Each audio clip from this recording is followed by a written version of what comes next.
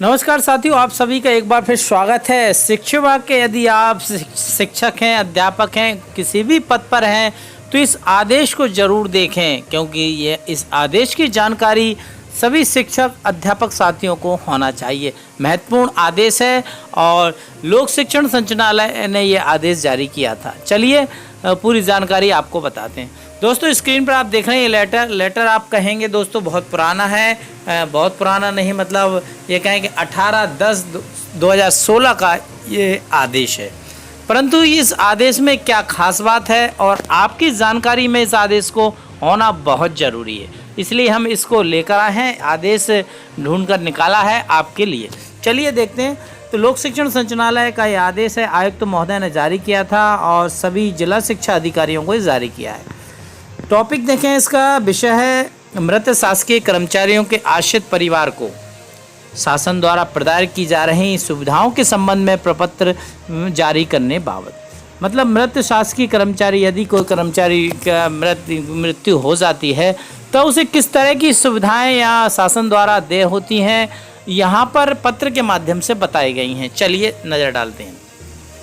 उपरोक्त विषय में प्राय देखने में आया है कि मृत शासकीय कर्मचारी के परिवार को अनुकंपा नियुक्ति एवं शासन द्वारा जो सुविधाएं प्रदान की जाती हैं उनकी जानकारी न होने के कारण मृत शासकीय सेवक के परिवार को अनावश्यक परेशानियों का सामना करना पड़ता है। मृत शासकीय सेवक के परिवार को शासन द्वारा प्रदान की जा रही सुविधाओं की जानकारी हो, इस उद्देश्य प्रपत्र आदेश तैयार किया गया है, जिसकी प्रति संलग्न है। पत्र के साथ संलग्न प्रपत्र को संयुक्त संचालक कार्यालय एवं जिला शिक्षा अधिकारी कार्यालय के सूचना बोर्ड पर स्थायी रूप से चस्पा अंकित कराया जावे तथा प्रपत्र की प्रति समस्त प्राचार्य, उमावी एवं ब्लॉक शिक्षा अधिकारी को भेजी जावे। शासकीय सेवक की मृत्यु होने पर अनुग्रह राशि के साथ प्रपत्र की कॉपी आवश्यक रूप से प्रदान की जावे, ताकि मृत शासकीय सेवक के परिवार को शासन द्वारा प्रदान की जा रही सुविधाओं की जानकारी हो सके तथा वह उक्त सुविधाओं का लाभ प्राप्त कर सके।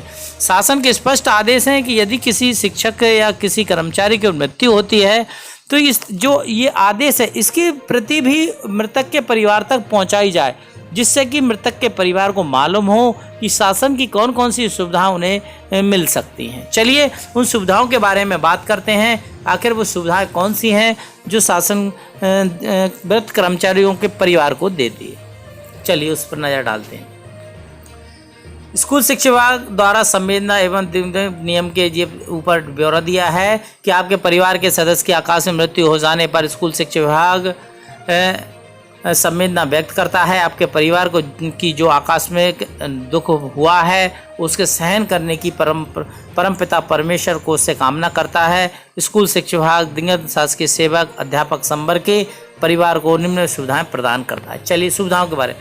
शासकीय सेवक के परिवार को सुविधाएं: अनुग्रह राशि 50,000 रुपये तत्काल प्रदान करने का प्रावधान है। GPF बीमा सहित सह बचत योजना मृत शासकीय सेवक के खाते में जमा राशि का पात्र अनुसार भुगतान के लिए जिला शिक्षा अधिकारी को आवेदन पत्र प्रस्तुत करने पर प्रदान किया जाता है। अवकाश नकदीकरण संबंधित के अवकाश लेखानुसार नियमानुसार अवकाश नकदीकरण राशि का भुगतान किए जाने का प्रावधान है। पेंशन हेतु निर्धारित प्रपत्र पर आवेदन पत्र प्रस्तुत करने पर मृत शासकीय सेवक की पति या पत्नी जीवित नहीं है तो 24 वर्ष तक के पुत्र पुत्रियों को पेंशन उपादान राशियों का भुगतान किए जाने का प्रावधान है। अनुकंपा नियुक्ति: मृतक शासकीय सेवक के परिवार को शासन द्वारा अनुकंपा नियुक्ति प्रदान करने का प्रावधान किया गया है।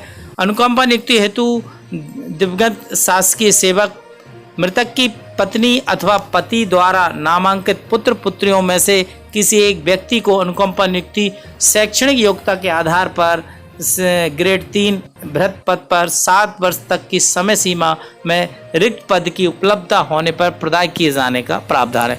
मतलब अनुकंपा नियुक्ति मिलेगी, इसकी समय सीमा 7 वर्ष दी गई। यदि पद भरे हुए हैं, पद नहीं हैं खाली, तो 7 वर्ष के अंदर वह आपको दे सकते हैं। मतलब शासन चाहे तो 6 साल आपको लटका सकती है। इस आदेश से ये लग रहा है कि 7 साल के अंदर आपको अनुकंपा नियुक्ति देंगे, समय सीमा निर्धारित की है।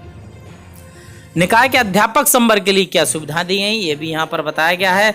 अध्यापक संवर्ग में अध्यापक के पात्र परिवार आश्रित सदस्य को हायर सेकेंडरी में 50% अंकों से उत्तीर्ण प्राप्त होने पर, डीएड परीक्षा उत्तीर्ण करने पर, आरटीआई अनुसार शिक्षक पात्रता परीक्षा, टीईटी उत्तीर्ण हो संविदा वर्ग 3 के पद पर, अथवा स्नातक परीक्षा 50% अंकों से उत्तीर्ण होने पर, बीएड परीक्षा उत्तीर्ण होने पर, आरटीआई अनुसार शिक्षक पात्रता टीईटी उत्तीर्ण होने पर, संविदा शिक्षक वर्ग 2 के पद पर अनुकंपा नियुक्ति का प्रावधान है।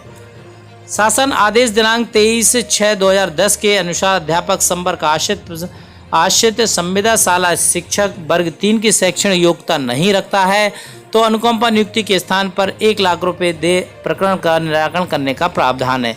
इस पर अभी बात करेंगे दोस्तों कुछ पॉइंटों पर। अनुग्रह राशि 50,000 रुपये तत्काल प्रदान करने का प्रावधान है। उक्त सुविधा हेतु विस्तृत जानकारी एवं आवेदन की निर्धारित प्रारूप जिला शिक्षा अधिकारी कार्यालय से प्राप्त किए जा सकते हैं। तो ये जो आदेश है स्पष्ट तौर पर लिखा गया है कि क्या क्या सुविधाएं मिलेंगी।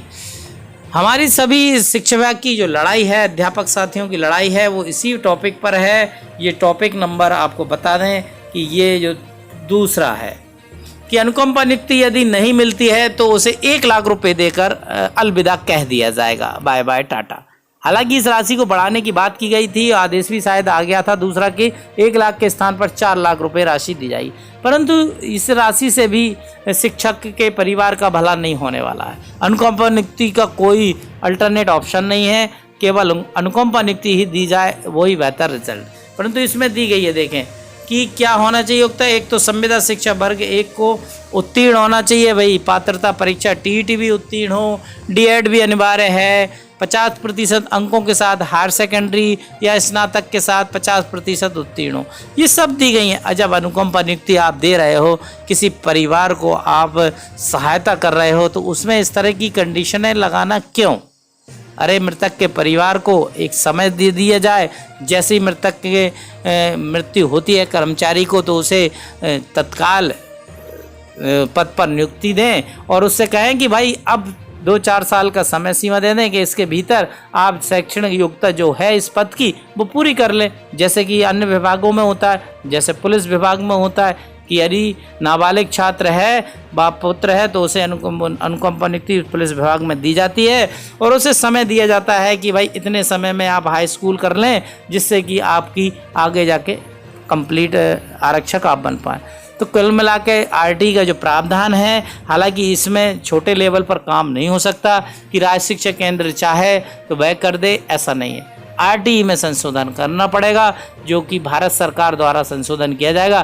परंतु संशोधन तो तभी होगा दोस्तों जब मध्य प्रदेश के अधिकारी कर्मचारी इस पीड़ा को समझेंगे और इस चीज़ को उठाकर भारत सरकार को सौंपेंगे, तब वो नियम में कुछ संशोधन होगा।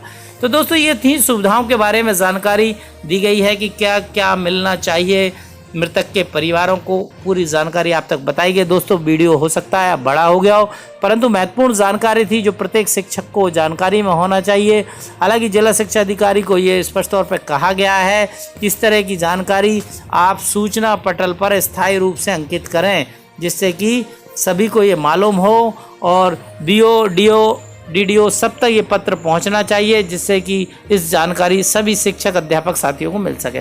दोस्तों जानकारी ठीक लगी हो, आपको लगता है महत्वपूर्ण जानकारी है, ज्ञानवर्धक है, हमें इस तरह के आदेश की जानकारी पहले नहीं थी, यदि ठीक लगी हो तो चैनल पर बने रहें। दोस्तों सब्सक्राइब नहीं किया हो तो कर दें और बेल आइकन को ज़रूर दबाएं और अपने शिक्षक अध्यापक साथियों को इस जानकारी को शेयर करना ना भूलें, क्योंकि ये जानकारी सभी तक पहुंचना बहुत महत्वपूर्ण है। चलिए फिर मिलेंगे नई जानकारी के साथ, दीजिए इजाज़त, जय हिंद।